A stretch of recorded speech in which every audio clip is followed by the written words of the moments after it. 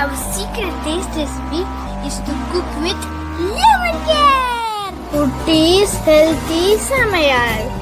Hello friends, welcome to Kutties Healthy Samayal. Be positive, be healthy. நம்ம சேனலை subscribe பண்ணாதவங்க subscribe பண்ணிவிட்டு பக்கத்தில் இருக்க பெல் பட்டனை கிளிக் பண்ணிக்கோங்க. ஆல் ஆப்ஷனை கிளிக் பண்ணுங்கள். அப்போ தான் நாங்கள் போடுற எல்லா வீடியோஸோட நோட்டிஃபிகேஷன்ஸ் உங்களுக்கு வரும். இது வரைக்கும் சப்ஸ்கிரைப் பண்ண எல்லாருக்கும் தேங்க்யூ ஸோ மச். நாம் இன்றைக்கி ரொம்ப சூப்பரான டேஸ்டியான பால் கொழுக்கட்டை ரெசிபி தான் பார்க்க போகிறோம். இது சாதாரணமாக நம்ம செய்கிற பால் கொழுக்கட்டை போல் இருக்காது, கொஞ்சம் வித்தியாசமாக இருக்கும், ரொம்பவும் டேஸ்டியாக இருக்கும். ஒரு முறை இது போல் செஞ்சு கொடுத்து பாருங்கள், ரொம்ப சூப்பராக இருக்கும். பிள்ளைங்க எல்லாருமே விரும்பி சாப்பிடுவாங்க. இது செய்யறதுக்காக முதல்ல நான் ஒரு 1/2 கப் அளவுக்கு பாசிப்பருப்பு எடுத்துக்கிறேன். இது நல்லா அலசி குக்கரில் ஆட் பண்ணிக்கலாம். இது கூடவே 1/2 கப் அளவுக்கு தண்ணி ஆட் பண்ணிக்கிறேன். அதாவது 1/2 கப் பருப்புக்கு 1/2 கப் அளவுக்கு தண்ணி ஆட் பண்ணி குக்கரில் வச்சு வேக வச்சு எடுத்துக்கலாம். இந்த அளவுக்கு நல்ல மசிய வேக வச்சு எடுக்கணும், நல்ல மேஷ் ஆகி வரணும். ஸோ நம்ம பருப்பு ரெடியாக இருக்குது. இதை ஒரு பவுலில் ட்ரான்ஸ்ஃபர் பண்ணி வச்சுக்கலாம். இது இருக்கட்டும். இது செய்யறதுக்காக 1 கப் அளவுக்கு அரிசி மாவு எடுத்திருக்கேன். இது வீட்லேயே அரைச்சி ஸ்டோர் பண்ணுற அரிசி மாவு தான். ஸோ இதில் 1 கப் அளவுக்கு எடுத்திருக்கேன். மாவு பிசைய தேவையான 1 கப் அளவுக்கு தண்ணி ஒரு கடாயில் ஆட் பண்ணி ஸ்டவ்வில் வச்சுக்கலாம். இதுக்கு 1/4 ஸ்பூன் அளவுக்கு சால்ட் ஆட் பண்ணிக்கலாம். அது கூடவே 1 ஸ்பூன் அளவுக்கு நெய் ஆட் பண்ணி நல்லா மிக்ஸ் பண்ணி விட்டுக்கலாம். இது கூடவே 1 ஸ்பூன் அளவுக்கு ஒயிட் சுகர் ஆட் பண்ணிக்கிறேன். கொழுக்கட்டை மாவில் மைல்டு ஸ்வீட்னஸ் இருக்கும், அதுக்காக தான். இப்போ தண்ணி கொதித்து வரும்போது இதை நாம் எடுத்து வச்சுருக்க மாவோட ஆட் பண்ணி நல்லா பிசைஞ்சிக்கலாம்.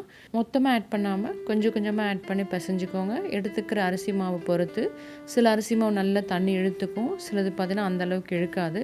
எனக்கு இன்றைக்கி 1 ஸ்பூன் அளவுக்கு தண்ணி மீதி ஆகிடுச்சு. எல்லாத்தையும் நான் ஆட் பண்ணல, ஏன்னா இது நமக்கு கொஞ்சம் கொழுக்கட்டை பிடிக்கிற அளவுக்கு கட்டியாக இருக்கணும், ரொம்ப தண்ணியாகிடக்கூடாது. இப்போ கரெக்டான பதத்தில் இருக்குது. இப்போ இது இருக்கட்டும். இதுக்காக 1 கப் அளவுக்கு வெல்லம் எடுத்திருக்கேன். இதை ஒரு பவுலில் ஆட் பண்ணி அது கூடவே 1 கப் அளவுக்கு தண்ணி ஆட் பண்ணி இதை கொதிக்க வச்சு நம்ம வடிகட்டி எடுத்து வச்சுக்கலாம். இதுக்கு பாகு பத வேண்டாம், ஜஸ்ட் கொதிக்க வச்சு நம்ம வடிகட்ட போகிறோம், அவ்வளோதான். இது ஸ்டவ்வில் இருக்கட்டும். இப்போ நம்ம பிசைஞ்சு வச்சுருக்க மாவை கொழுக்கட்டைகளை நம்ம பிடிச்சிக்கலாம். இதில் கொஞ்சம் கொழுக்கட்டைகள் பால்ஸாகவும் கொஞ்சம் கொழுக்கட்டைகள் நீளமாகவும் நான் செஞ்சு எடுத்துக்கிறேன். இது ரொம்ப டைட்டாக நீங்கள் பிடிக்காதீங்க, அப்போ ரொம்ப ஸ்ட்ராங்காக இருக்கும் நம்ம சாப்பிடும்போது. அதாவது மாவு பதம் ரொம்ப டைட்டாக வெடிப்பு வரா மாதிரி நம்ம பிசையக்கூடாது. கொஞ்சம் சாஃப்டாக இருக்கிற மாதிரி நம்ம இது போல் பிசைஞ்சிக்கணும். அப்போ தான் நமக்கு கொழுக்கட்டைகள் சாஃப்டாக இருக்கும், சாப்பிடும் போதும் டேஸ்டியாக இருக்கும். இப்போ இதே போல் நம்ம எல்லா மாவும் கொழுக்கட்டையெல்லாம் பிடிச்சி வச்சுக்கலாம். கொழுக்கட்டை ஷேப் வந்து நீங்கள் விரும்பின ஷேப்பில் பிடிச்சிக்கலாம். இப்போ அடுத்ததான் நம்ம வெல்லம் சிரப்பு வடிகட்டி எடுத்துக்கலாம். இது நல்லா கொதிச்சு வந்துடுச்சு, நல்லா கரைஞ்சிடுச்சு. இப்போ இதுவும் நமக்கு ரெடியாக இருக்குது. இப்போது நம்ம கொழுக்கட்டை வேக வைக்கிறதுக்காக ஒரு கடாய் வச்சதில் 1 கப் அளவுக்கு தண்ணி ஆட் பண்ணிக்கலாம். அது கூட நான் ஒரு 3 ஏலக்காய் நல்லா க்ரஷ் பண்ணி ஆட் பண்ணிக்கிறேன். தண்ணி கொஞ்சம் கொதித்து வரணும். அதுக்குள்ளே பாருங்கள் நம்ம கொழுக்கட்டைலாம் ரெடி பண்ணிட்டோம். அதே போல் வேக வச்சு வச்சுருக்க பருப்போட வடிகட்டி வச்சுருக்க வெல்லம் சிரப்பு ஆட் பண்ணி நல்லா கரைச்சிக்கலாம். இல்லை நம்ம கொழுக்கட்டை வேகும்போது கூட சேர்த்து பருப்பை கரைக்கணும். இப்போவே நம்ம கரைச்சி வச்சிட்டோம்னா ஈஸியாக இருக்கும் ஆட் பண்ணுறதுக்கு. எல்லா சிரப்புமே ஆட் பண்ணி நல்லா கரைச்சாச்சு. இது இருக்கட்டும். இப்போ நம்ம தண்ணி பார்க்கலாம். இப்போ பாருங்கள் கொதிக்க ஆரம்பிக்குது. இந்த ஸ்டேஜில் நம்ம பிடிச்சி வச்சுருக்க எல்லா கொழுக்கட்டையும் 1 by 1 ஆட் பண்ணிக்கலாம். இப்படி தண்ணி கொதிக்க ஆரம்பிக்கும் போது ஆட் பண்ணிக்கலாம். அப்போ தான் நமக்கு நல்லா வெந்து வந்துடும். போட்ட உடனே நமக்கு தண்ணி பார்த்தீங்கன்னா கொஞ்சம் இது போல் ஒயிட்டாக இருக்கும், பயந்துக்க வேணாம், கரையாது, நல்லா வெந்து வந்துடும். ஒரு 5 to 7 மினிட்ஸில் நமக்கு வெந்துடும். இது வெந்துடுச்சா நம்ம செக் பண்ணுறதுக்கு இது போல் ஒரு பால் எடுத்து ப்ரெஸ் பண்ணி பாருங்கள். நல்லா சூடாக இருக்குது. இது ப்ரெஸ் பண்ணும்போது உங்களுக்கு நல்லா அது பால் நல்லா வெந்துட்டுருக்கும். மாவாக இருந்ததுன்னா திரும்ப ஒரு 2 நிமிஷம் வைங்க, வேகட்டும். எனக்கு நல்லா வெந்துடுச்சு. இப்போ நாம் இதோட கரைச்சி வச்சுருக்க பருப்பு ஆட் பண்ணிக்கலாம். அதாவது பருப்பும் வெல்லம் சிரப்பும் கரைச்சி வச்சுருக்கோம், அதுதான் நம்ம ஆட் பண்ணுறோம். அப்படி நீங்கள் கரைக்கலாம். இந்த இடத்துல நீங்கள் முதல்ல பருப்பு ஆட் பண்ணி நல்லா கரைச்சிட்டு அதுக்கப்புறம் வெல்லம் சிரப்பு ஆட் பண்ணோம். ஸோ கடாயில் ஊற்றி நீங்கள் கரைக்கும் போது கொஞ்சம் கஷ்டமாக இருக்கும். அதை நீங்கள் முதலே கரைச்சி வச்சுனா ஈஸியாக இருக்கும். தண்ணியில் ஏன் கரைக்கல, நம்ம இன்னும் பால் ஆட் பண்ண போகிறோம். ஸோ ரொம்ப தண்ணியாக இருந்ததுன்னா நல்லா இருக்காது பால் கொழுக்கட்டை. அதுக்காக தான் நம்ம வெல்லம் சிரப்பு வச்சு பருப்பை கரைச்சி இதில் ஆட் பண்ணிட்டோம். பாருங்கள் எல்லா பருப்புமே இப்போ ஆட் பண்ணியாச்சு, நல்லா திக்காக இருக்குது. இப்போ பருப்பு வெல்லம் தண்ணி கொழுக்கட்டை எல்லாமே கலந்து ஒரு கொதி வரட்டும். அதுக்கப்புறம் நம்ம பால் ஆட் பண்ணலாம். முதலே நம்ம பால் ஆட் பண்ணோம்னா திரிஞ்ச போல் ஆகிடும் சில டைம், அதனால் நம்ம கொதி வந்த பிறகு ஆட் பண்ணலாம்.